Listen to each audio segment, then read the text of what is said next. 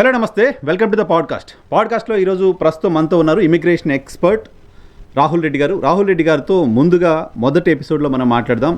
Iran పైన America చేస్తున్న యుద్ధం తాలూకా ప్రకంపనల్ని భారత్ లాంటి అనేక దేశాలు ఫేస్ చేస్తూనే, ప్రధానంగా ఆయిల్ అండ్ గ్యాస్ విషయంలో. సో యుద్ధం ఎప్పుడు ముగుస్తుందో తెలియని పరిస్థితి. చర్చలు మొదటి విడత అవుతున్నాయి, రెండో విడత అవుతాయో కాదో తెలియని పరిస్థితి. సీజ్ ఫైర్ని కంటిన్యూ చేస్తూ ఉంటూ నిన్న మళ్ళీ ప్రకటించారు. ఈ సీజ్ ఫైర్ ఎప్పటి వరకు కంటిన్యూ చేస్తారు, మళ్ళీ చర్చలు జరుగుతాయా లేదా, అసలు యుద్ధం ఎందుకు ఆగకుండా కంటిన్యూ అయ్యే పరిస్థితి. హార్ముజ్ జలసంధి పరిస్థితి ఏంటి? హార్ముజ్ జలసంధిలో మొదట్లో ఇండియా కాస్త రిలీఫ్ వచ్చినప్పటికీ ఇప్పుడు మళ్ళీ ఇండియా కూడా ఇబ్బందులు ఫేస్ చేయాల్సిన పరిస్థితి ఎందుకు వచ్చింది? వీటన్నిటిపైన మాట్లాడదాం. ఈ యుద్ధం ప్రభావం ఏ రకంగా ఉంది, అక్కడ ఉంటున్న భారతీయులపైన, భారతదేశం పైన ఏ రకమైన ప్రభావం ఉంటుంది, అమెరికా మూడ్ ఎలా ఉంది యుద్ధం పైన, అమెరికా లోపల కూడా ట్రంప్ తీసుకున్న యుద్ధం తాలూకా నిర్ణయం పైన తీవ్రమైన వ్యతిరేకత వ్యక్తమవుతోంది. అనేక మంది రోడ్ల మీదకి వచ్చి ర్యాలీలు చేస్తున్నారు. ఇటువంటి వార్తల నేపథ్యంలో బడ్జెట్ బిల్ ఒకటి ఉంది. ఇప్పుడు బడ్జెట్ బిల్ పాస్ అవుతుందా లేదా, వీటన్నిటిపైన మాట్లాడదాం రాహుల్ రెడ్డి గారితో. సార్ నమస్తే. నమస్కారం అండి. సార్, ఏంటి అసలు ట్రంప్ని ఏమనాలి? వాట్ ఈజ్ ట్రంప్ని అసలు ఎలా డిఫైన్ చేయాలో కూడా తెలియని పరిస్థితుంది. అంటే అతను రాజకీయాల నుంచి రాలేదండి. ఇప్పుడు రాజకీయాల నుంచి వచ్చిన వాళ్ళు అయితే కొద్దిగా మొదటి నుంచి ఎట్లా ఏం ప్రెడిక్షన్ అని ఉంటది. ఇంకోటి అతను బిలియనేర్ ఇన్వెస్టరు, బిలియనేర్ కాదు మనకు తెలియదు, కానీ బిలియనేర్ ఆయనకైనా డిక్లేర్ చేసుకుంటాడు. ఇంకోటి ఏంటంటే అతను బిజినెస్ డీలింగ్ నుంచి వచ్చిండు. ఎక్కువ రిస్క్ తీసుకునే పర్సన్ ఎప్పుడు దేంట్లో కూడా. ఓకే, మీకు ఏమంటారు, మన పోకర్ టేబుల్ లో పోయి ఆలిన్ అంటారు కదా, ఈ 3 పత్రాలలో పోయి ఆలిన్ అంటారు కదా, ఆ టైప్ మనిషి అన్నట్టు. గెలుచుకుంటూ వచ్చిండు అన్నిట్లల్లా. అదే టైంలో కూడా ఎలక్షన్ లో కూడా ఇతను అప్పుడు కొన్ని రోజులు డెమోక్రటిక్ పార్టీ అనేది, రిపబ్లికన్ పార్టీ, ఏ పొలిటికల్ పార్టీ తోటి కూడా పెద్దగా క్లోజ్ అసోసియేట్ కాలేదు. ప్రెసిడెంట్ ఎలక్షన్ లో 2 ఏళ్ల ముందు, 1.5 ముందు వచ్చేసి నేను నిలుచుంటా అని చెప్పిండు. అప్పుడున్న పరిస్థితుల్లో అతను ఎలక్ట్ అయ్యిండు.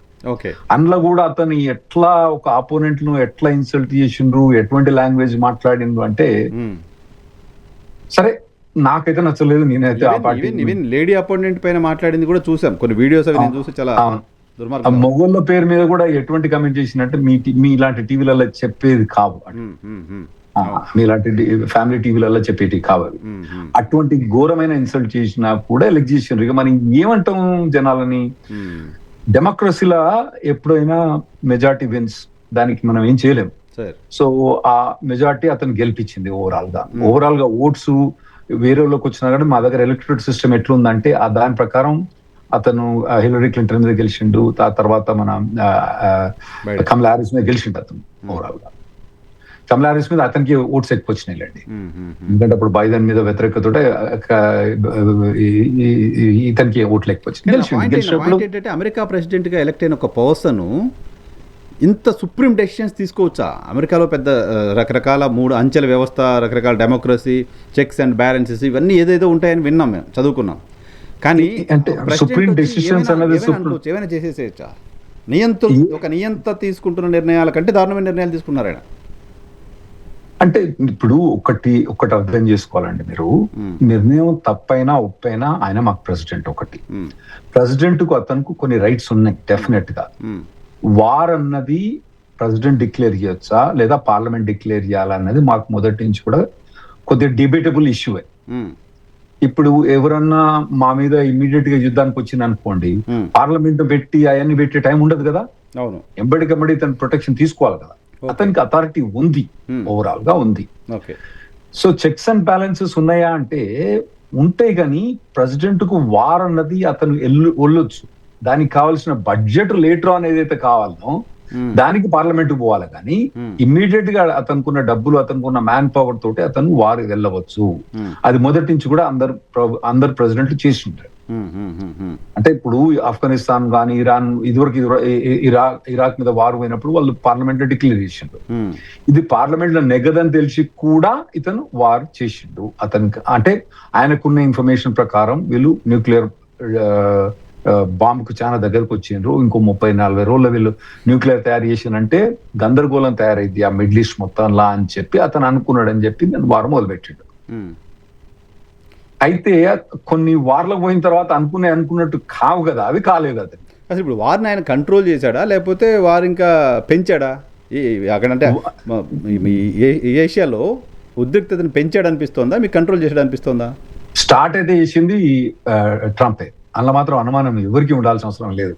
ట్రంప్ లేకపోతే ఇజ్రాయెల్ కానీ అమెరికా కానీ వారు రాకపోవు, ఉండకపోవు.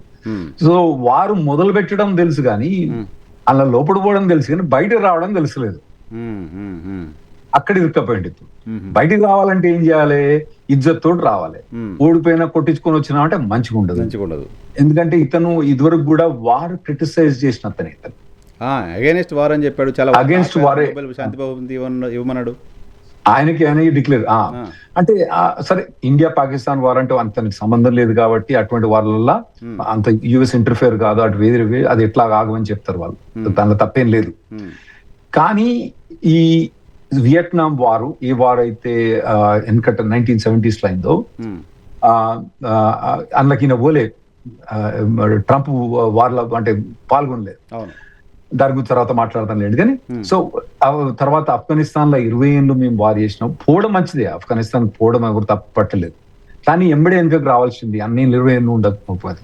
ఇరాక్ వారు ఈవెన్ దో రిపబ్లికన్ పార్టీ వాళ్ళందరూ కూడా ఇరాక్ వారు సపోర్ట్ చేసినా కూడా ఇతను ఇది second Iraq war, first Iraq war కాదు. సెకండ్ ఇరాక్ వారు ఇతను అపోజ్ చేసాడు మొదటి నుంచి కూడా ఇటువంటి. సో ఇన్ని అపోజ్ చేసినా ఈయన ఏమన్నాడంటే it will be quick war. ఏది వియట్నాం పోయి ప్రెసిడెంట్ పట్టుకొచ్చినట్టు అనుకున్నాడు. సారీ వియట్నాం అంటారు, వెనిజులా పోయి ప్రెసిడెంట్ పట్టుకొచ్చినట్టు అనుకున్నాడు.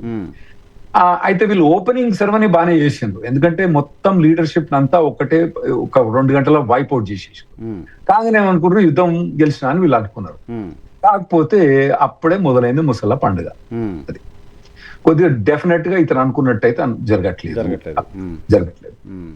సో ఇప్పుడు ఏంటి హర్ముజ్ కనీసం ఆల్మోస్ట్ 50 days దాటిపోయింది యుద్ధానికి.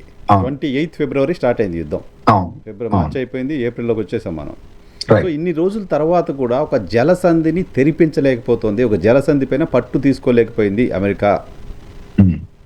అంటే ఇతను ఏమంటాడంటే మొత్తం ఎయిర్ ఫోర్స్ మొత్తం నాశనం చేసిన, నేవీని మొత్తం నాశనం చేసిన, వాళ్ళ డిఫెన్స్ కేపబిలిటీస్ మొత్తం నాశనం చేసిన ఇతను అంటుండు.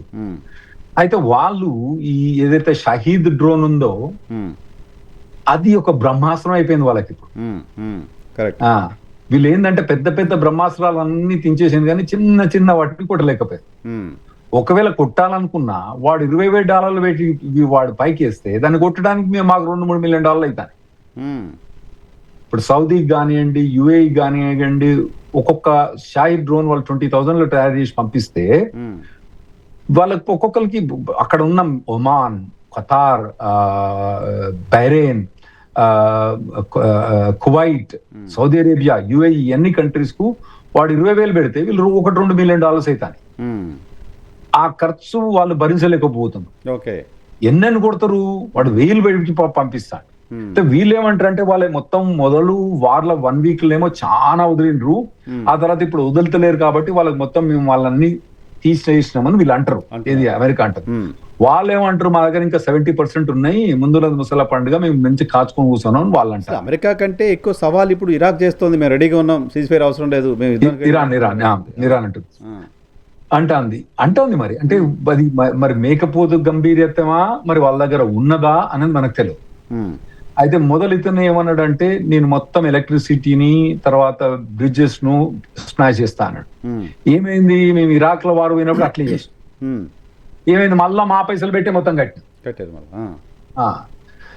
ఇప్పుడు అట్లా కొడితే వాళ్ళకు డ్యామేజ్ అయిద్దా, పబ్లిక్ డ్యామేజ్ అయిద్దా, లేకుంటే గవర్నమెంట్ కు డ్యామేజ్ అయిద్దా అన్నది ఇతను యాక్సెస్ కొద్దిగా మరి అనలైజ్ చేసి ఏమనుకుంటే అరే నాయన వాళ్ళ మొత్తం వాళ్ళ ఇన్ఫ్రాస్ట్రక్చర్ డ్యామేజ్ చేస్తే పీపుల్ రివోల్ట్ అవుతారో అమెరికాకు ఆపోజిట్ గా వాళ్లకు ఏదైతే రెవెన్యూ ఉందో వారు February 28 మొదలైనా కూడా దాన్ని 30 days దాకా వీళ్ళు ఏం చేసిందంటే ఇరాన్ నుంచి కూడా ఆయిల్ ఎక్స్పోర్ట్ కి పర్మిషన్ ఇచ్చిండు ట్రంప్.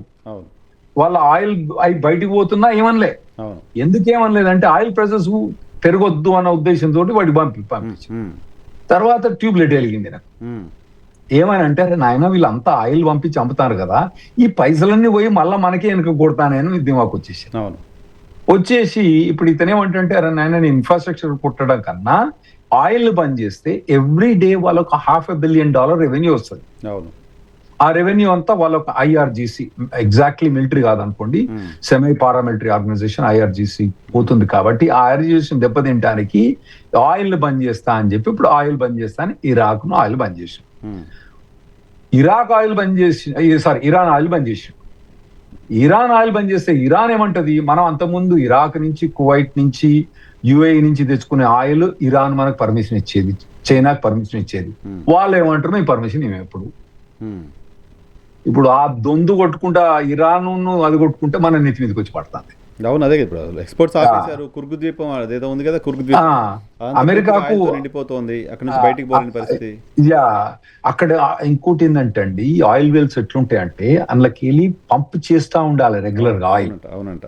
మీరు బంద్ చేసిన అనుకోండి ఆయిల్ వెల్ కొలాప్స్ అయిపోతుంది. అవునంట. పంప్ చేసి ఎక్కడ పడేస్తారు వాళ్ళు, జాగలేదు వాళ్ళకు, స్టోర్ చేయలేరు కదా. స్టోర్ చేయనప్పుడు బయట వేస్తేనే ఎన్విరాన్మెంట్ డ్యామేజ్ అయ్యింది, లోపల ఉంటేనే ఆయిల్ కొలాప్స్ అయ్యింది. సో ఇది ఓవరాల్ గా లాంగ్ టర్మ్ ఎఫెక్ట్ అయ్యే ఛాన్స్ ఉంటుంది. మళ్ళీ దాన్ని డ్రిల్ చేయాలంటే, ఇవన్నీ డ్రిల్ చేయాలంటే ఒక 1 to 5 years పడుతుంది ఇవన్నీ డ్రిల్ చేయాలంటే. మళ్ళీ మా మామూలుగా ఇట్లా బోరింగ్ పెట్టి టక్కన ఒక బోరింగ్ ఖరాబ్ అయితే పక్కన ఇంకో బోరింగ్ వేసినట్టు కాదు, అంత ఈజీగా ఉండదు ఆయిల్ వెల్ డ్రిల్ చేయాలంటే. ఒక పక్క ఏమో పీస్ టాక్స్ అంటున్నారు, ఇంకో పక్క ఏమో మిలిటరీ ప్రెజర్ అంటున్నారు. ఈ పీస్ టాక్స్ గురించి మాట్లాడుతున్నారు, సేమ్ మిలిటరీ ప్రెజర్ అంటున్నారు. ఇది ఏ రకమైన వ్యూహం అని అనుకోవాలి సార్ అమెరికా చేస్తున్న? ఎప్పుడు కూడా ఏమంటారు, క్యారెట్ అండ్ స్టిక్ పట్టుకొని పోవాలి యుద్ధానికి అంటారు, తెలుసు కదా. ఒకటి కట్టే, ఒకటేమో క్యారెట్. ఇస్తేనేమో లంచం తింటేనేమో తిను, లేదంటే కట్టి పెట్టి కొడతా అని చెప్పి, ఇది న్యాచురల్ గా అన్నట్టు. అంటే ఇతను ఆఫర్ చేసేది ఏంటంటే, ఒకవేళ నువ్వు గనుక ఇప్పుడు జలసంధిని ఓపెన్ చేస్తే, ఓకే, ఆ తర్వాత న్యూక్లియర్ కు నువ్వు చేయనని కట్టుబడితే, మీకు మీ ఆయిల్ మీ ఇష్టం ఉన్నట్టు ఎక్స్పోర్ట్ చేసుకోండి, ఆయిల్ ఎక్స్పోర్ట్ చేస్తే, ఇదివరకు ఇరాన్ మీద శాంక్షన్స్ ఉన్నాయి కాబట్టి ఇరాన్ పర్ క్యాపిటల్ ఇన్కమ్ ఆ జీసీసీ నేషన్స్ కంపారిజన్ గా లేదు. ఇది పర్టికులర్ గా యుఏఈ, ఖతార్ అటువంటి నేషన్స్, ఇరాన్ కూడా ఆయిల్ దగ్గర వాళ్ళ దగ్గర పెద్ద ఆయిల్ రిజర్వ్స్ ఉన్నాయి వాళ్ళ దగ్గర. సో ఇతను ఏమంటే మొత్తం తీసేస్తే మీ కంట్రీ కూడా సౌదీ మాదిరి, యుఏఈ మాదిరి డెవలప్ అయింది అని అంటారు.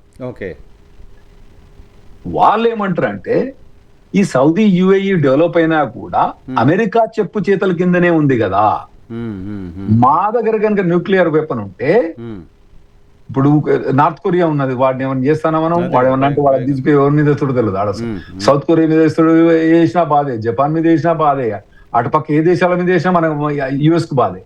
సో ఇతనికి న్యూక్లియర్ పవర్ వస్తేనేమో వాళ్ళు కంప్లీట్ వాళ్ళ కంట్రోల్ ఉంటారు అని, మాకు మేము కంట్రోల్ ఉంటాయని వాళ్ళ ఉద్దేశం. యుఎస్ ఉద్దేశం అంటే, వాళ్ళకి కనుక న్యూక్లియర్ పవర్ వచ్చిందంటే ఆ మిడిల్ ఈస్ట్ మొత్తం న్యూక్లియర్ తయారైపోతుంది. సౌదీ వాడు నాకు కావాలంటాడు, యుఏఈ నాకు కావాలంటారు. యుఏఈలా ఆల్రెడీ న్యూక్లియర్ ఫెసిలిటీస్ ఉన్నాయి. అవి ఏంటంటే పవర్ జనరేషన్ కి యురేనియం ఎన్రిచ్మెంట్ పర్సంటేజ్ ఉంటది కదండి, అది అంత 98-99% శుద్ధి అవసరం లేదు దానికి. 70-80% శుద్ధి ఉన్నా కూడా న్యూక్లియర్ నడుస్తుంది అన్నట్టు. కానీ న్యూక్లియర్ బాంబు మాత్రం అది శుద్ధి అన్నది ఎక్కువ పర్సంటేజ్ కావాలి, దానికి సెంట్రిఫ్యూజెస్ అవన్నీ కావాలి డెవలప్ చేయడానికి. అంటే పాకిస్తాన్ దగ్గర ఉన్నాయి ఇవన్నీ, ఇండియా దగ్గర ఉన్నాయి, పాకిస్తాన్ మనకు తెలుసు, పాకిస్తాన్ దగ్గర ఇండియా దగ్గర ఉన్నాయి. కానీ ఇప్పుడు సౌదీ, యుఏఈ, ఇరాన్ లో వాళ్ళు ఫెసిలిటీస్ డెవలప్ చేసి వాళ్ళకు ఒక యురేనియం, కొన్ని క్వింటాల్ల యురేనియం అంత లెవెల్ కు రీచ్ అయింది అని ఇన్ఫర్మేషన్ వీళ్ళకి వచ్చింది. ఇప్పుడు వాళ్ళు కూడా అగ్రీ చేస్తారు, నా దగ్గర ఉందన్న ఆ యురేనియం.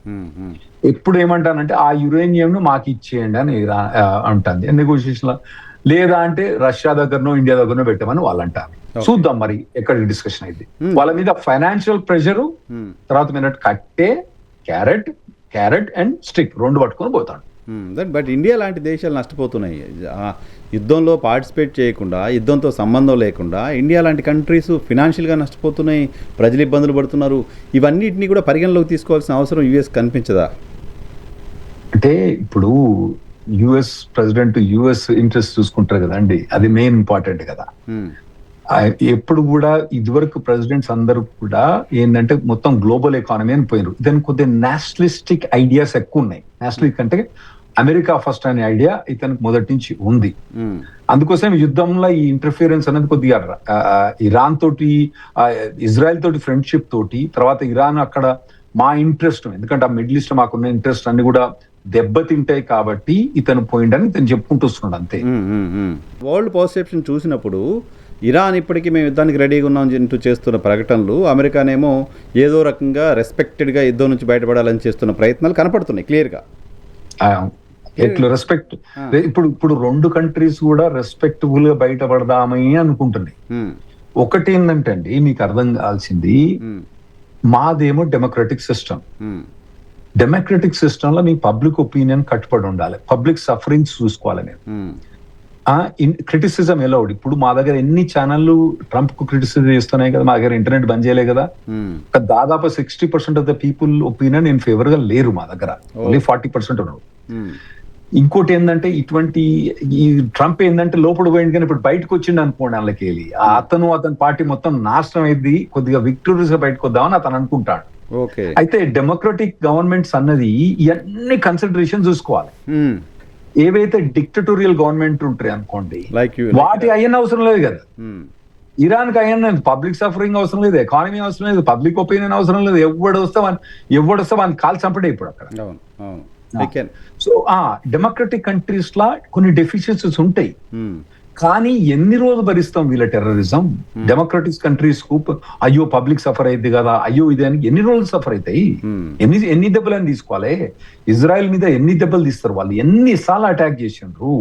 ఎన్ని హూతీ ఆర్గనైజేషన్, టెర్రరిస్ట్ ఆర్గనైజేషన్ వాళ్ళకి సపోర్ట్ చేసిండ్రు, హమాస్ టెర్రరిస్ట్ ఆర్గనైజేషన్ సపోర్ట్ చేసిండ్రు. ఆ తర్వాత తన గాజా స్ట్రిప్ కూడా వాళ్ళకి సపోర్ట్ చేసిండ్రు, వాళ్ళ టెర్రరిస్ట్ ఆర్గనైజేషన్ తీసుకొచ్చి వీళ్ళే సపోర్ట్ చేసిండ్రు. హెజ్బుల్లాకి వాళ్ళు సపోర్ట్ చేసిండ్రు. ఇన్ని టెర్రరిస్ట్ ఆర్గనైజేషన్ వాళ్ళు పెంచి పోషించి మళ్ళా అందులో సీక్రెసీ కూడా ఏం లేదు.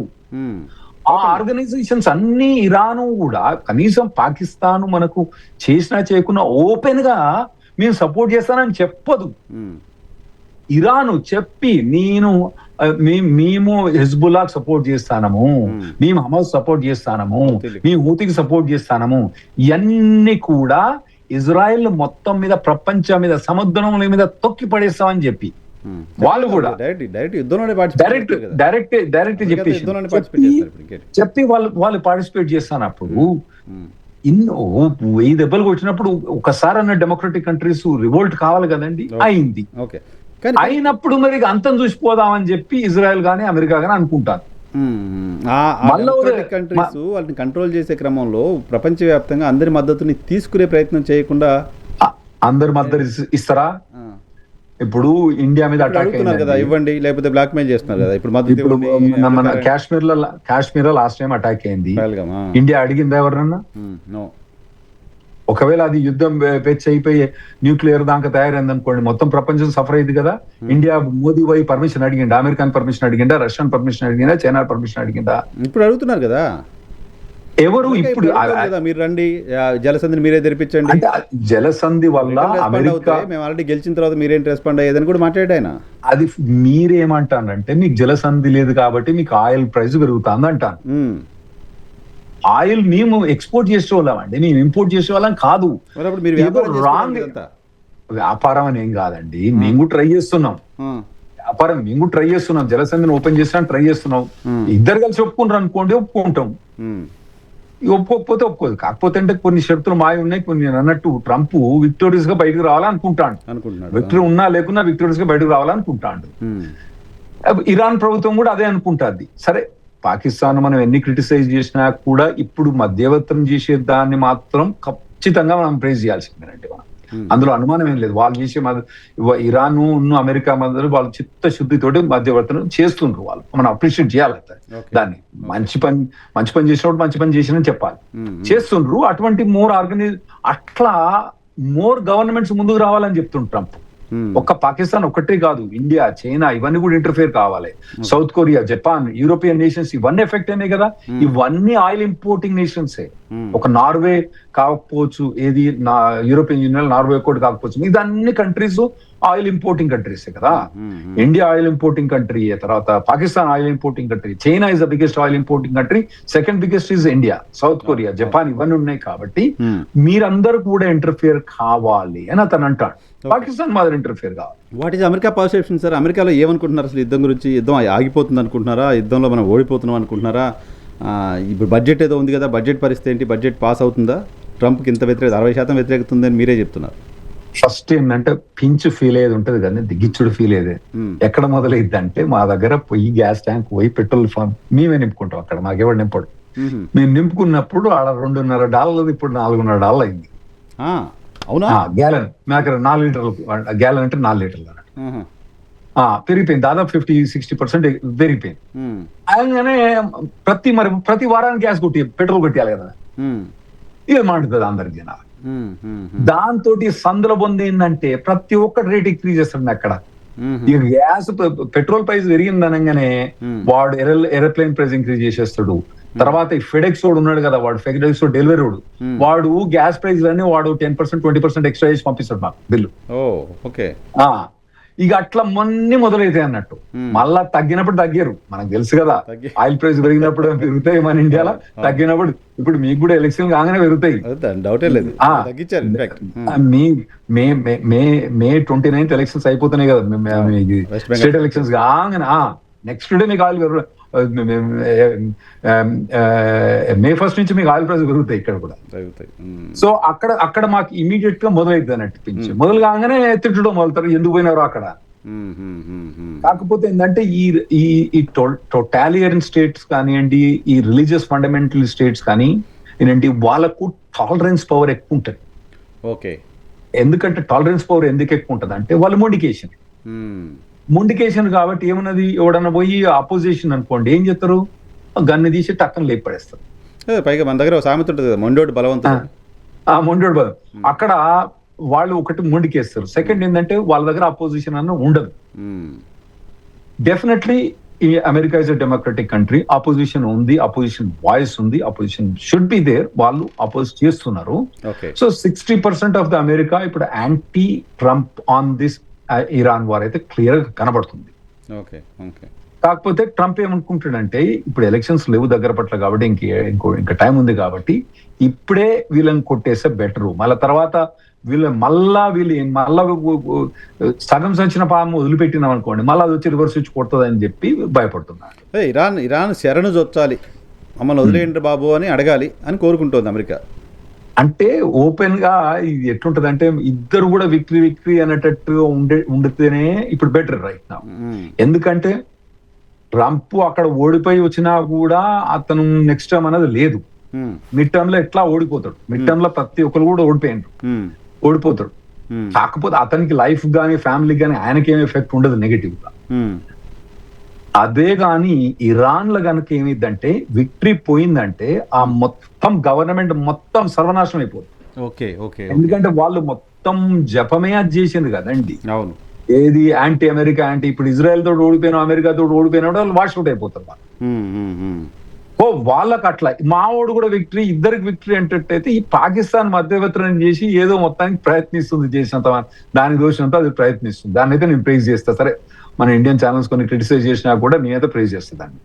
ఇంకోటి మీరు అన్నారు బడ్జెట్ అన్నది, నేను ఇంతకుముందు అన్నది వార్ అన్నది ఒకటి ఉంటది. వార్ అన్నది ప్రెసిడెంట్ పోవచ్చు, కానీ డబ్బులు ఏవైతే ఉన్నాయో పార్లమెంట్ నుంచి రావాలి, ఆ డబ్బులు అప్రూవల్ కు పోవాలన్నట్టు. ఆల్రెడీ అలొకేట్ అయిన బడ్జెట్ కు సంబంధం లేదు, కొత్త బడ్జెట్ బడ్జెట్ ఆల్రెడీ ఖర్చు అయిపోతానే కదండి వార్లో.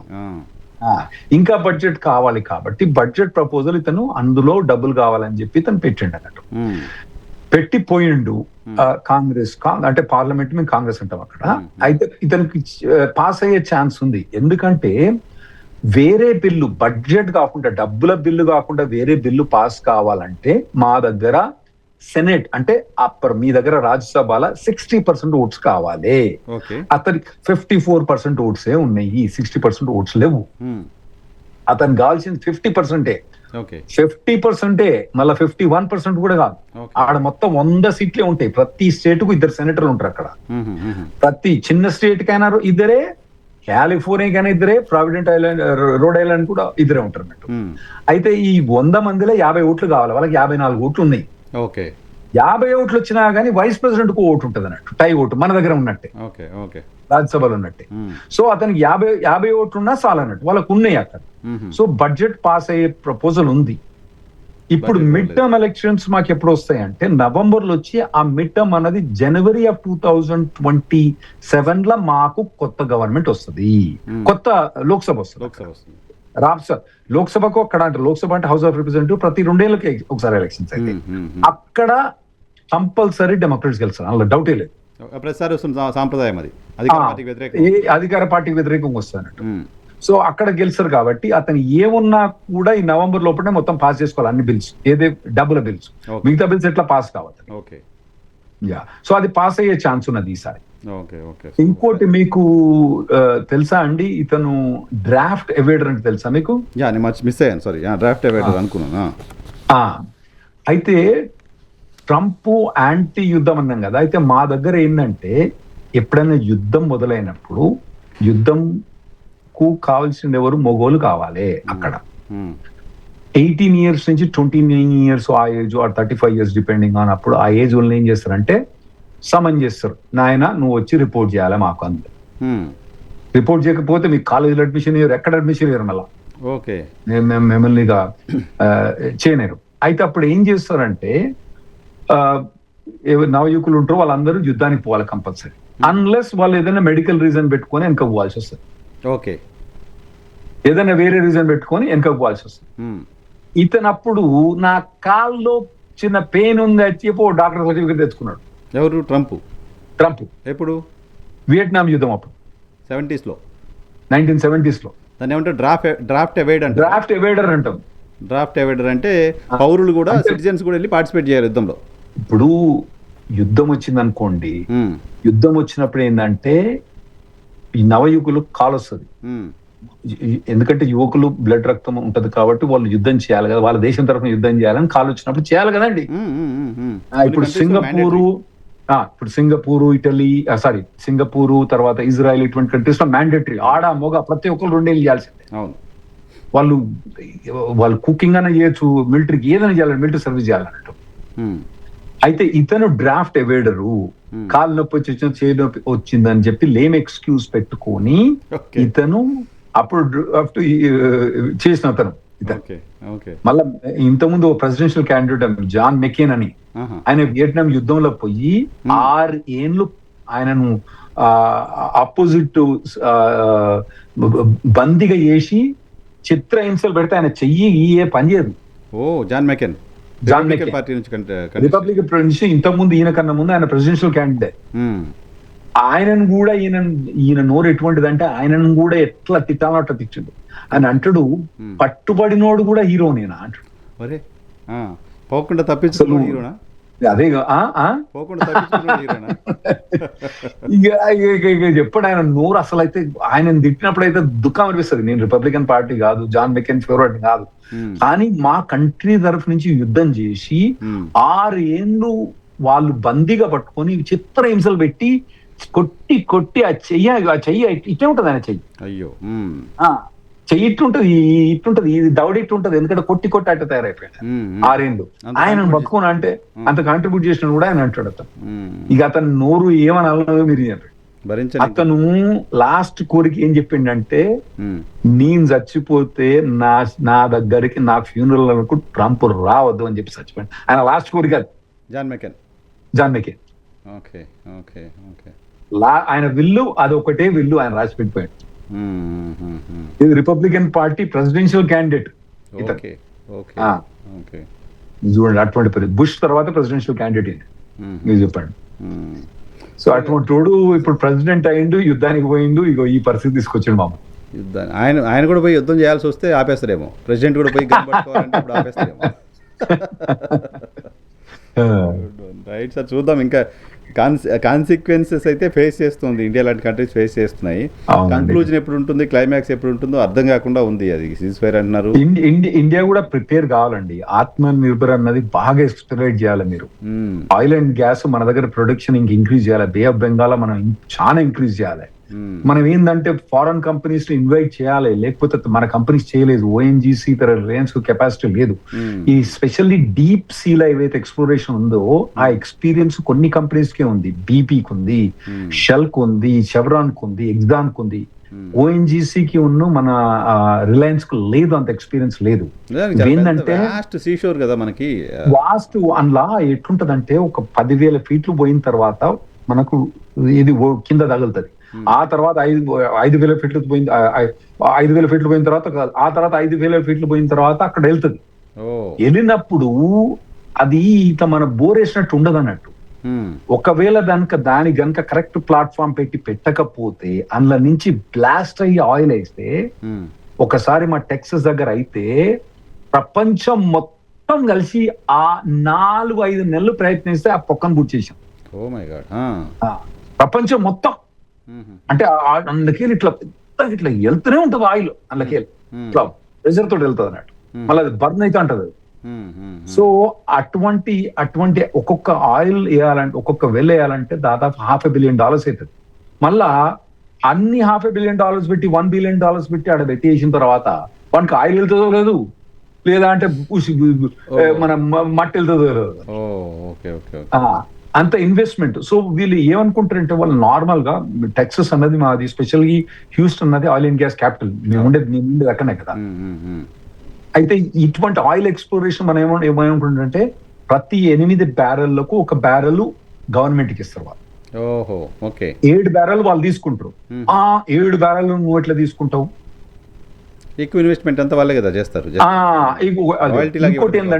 ఇంకోటి ఏంటంటే ఇప్పుడు ఏం చేస్తారంటే సక్సెస్ఫుల్ వెల్ దగ్గర పోయి ఏం చేస్తారంటే సక్సెస్ఫుల్ వెల్ అయింది, వాడు 20-30 వెల్ వేస్తాడు, అందులో 1 వెల్ సక్సెస్ అవుతుంది.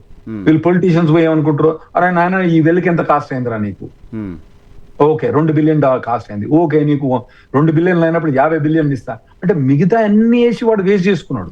మనకి అవన్నీ చాలా కాస్ట్ ఉంటుంది. సో ఇటువంటి ఎంటర్ప్రినర్స్ కు మన వాళ్ళు ప్రమోట్ చేయాలి, వాళ్ళు రావాలి. వాళ్ళు ఏడు తీసుకున్నా కూడా వాళ్ళ ఎంప్లాయ్మెంట్ ఆపర్చునిటీ మనకు క్రియేట్ అవుతుంది. ఇటువంటి యుద్ధం అయినప్పుడు మనం ఎవరి దగ్గర పోనక్కర్లేదు, మన ఆయిల్ మనమే తీసుకుంటాం కదా, మన గ్యాస్ మనమే తీసుకుంటాం. ఇటువంటి అన్ని ఇబ్బందులు ఉండవు, మనకు నేచురల్ ఇంపార్టెన్స్ ఉంటుంది. సో మనం ఇవన్నీ కూడా ఈజ్ ఆఫ్ డూయింగ్ బిజినెస్ పెరగాలి మన దగ్గర. తర్వాత ఎలక్ట్రిసిటీ మీద కూడా మనం చాలా ఇంప్రూవ్ కావాలి. బ్యాటరీస్ అన్ని కూడా, ఇప్పుడు బ్యాటరీస్ అన్ని కూడా మనం చైనా నుంచి ఇంపోర్ట్ చేసుకుంటున్నాం ఎక్కువ మటుకు. 90% ఆఫ్ ద బ్యాటరీస్ చైనా నుంచి ఇంపోర్ట్ చేసుకుంటున్నాం. మన దగ్గర ఇప్పుడు మన ఏమన్నారు లిథియం ఫైండ్ అవుట్ అయింది. ఎక్స్ప్లోరేషన్ ఏది ఇంతవరకు మనోళ్ళు చెయ్యరు, బయట దేశాల నుంచి రానియరు.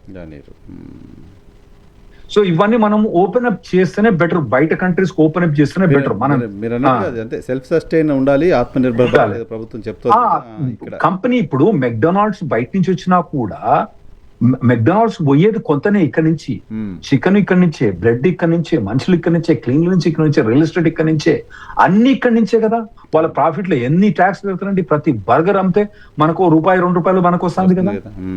ఇవన్నీ కాకుండా మిగతా అన్ని కూడా చికెన్ ప్రొడ్యూసర్, తర్వాత చికెన్ చేయడానికి కార్న్, అవన్నీ ఇక్కడ నుంచే డెవలప్ అవుతాయి కాబట్టి దానివల్ల ఇంటర్నెట్ డెవలప్మెంట్ పెరుగుతుంది. బయట కంపెనీస్ వస్తే చేయాలి. సో ఇవన్నీ India cost of doing business, is of doing business మన ఇండియాలో పెరగాలి. ఇంకా ఇంకొకటి లీగల్ ఇంపైర్మెంట్ అన్నది చాలా ఉన్నాయండి మీ దగ్గర. ఒక కేసు డిసైడ్ కావాలంటే ఇప్పుడు నేను ఒక భూమి కొన్నా, మీకు నాకు కొట్లాట 30 ఏళ్ళు 40 ఏళ్ళు బిజినెస్ కథం జనరేషన్ పోతున్నాయి. సో ఇవన్నీ కూడా ఈజ్ ఆఫ్ డూయింగ్ బిజినెస్ ఇంకా పెరగాలి. కానీ అవన్నీ చెయ్యరు. పొలిటీషియన్ చెప్పినా కూడా మేము చెప్తాం, నాయన మరి కేసులు ఏం తీసుకుంటానంటే సెంట్రల్ గవర్నమెంట్ అడగమంటారు, లీగల్ సిస్టమ్ అడగమంటారు. ఆడపోయి సుప్రీంకోర్టు చీఫ్ జస్టిస్ వచ్చి మోదీ ముందు ఏడ్చుకుంటే చెప్పిండు, నాయన ఇంక్రీజ్ చేయరా, నాయన బెటర్ చేయరా అని చెప్పి. చూడాలి ఏం జరుగుతుందో. సరే, యుద్ధం కాన్సిక్వెన్సెస్ ఇవి. మీరంటే ఒక కరోనా వచ్చినప్పుడు చాలా నేర్చుకున్నాం, చాలా అప్డేట్ అయ్యాం, డిజిటల్ వైపు వచ్చాం చాలా. సో ఈ యుద్ధం తర్వాత కూడా ఇండియా సెల్ఫ్ సస్టైన్ అవడంపై దృష్టి పెట్టాల్సిన అవసరం అయితే డెఫినెట్గా ఉంది. థ్యాంక్ యూ రాహుల్ రెడ్డి గారు, thank you very much. Thanks అండి.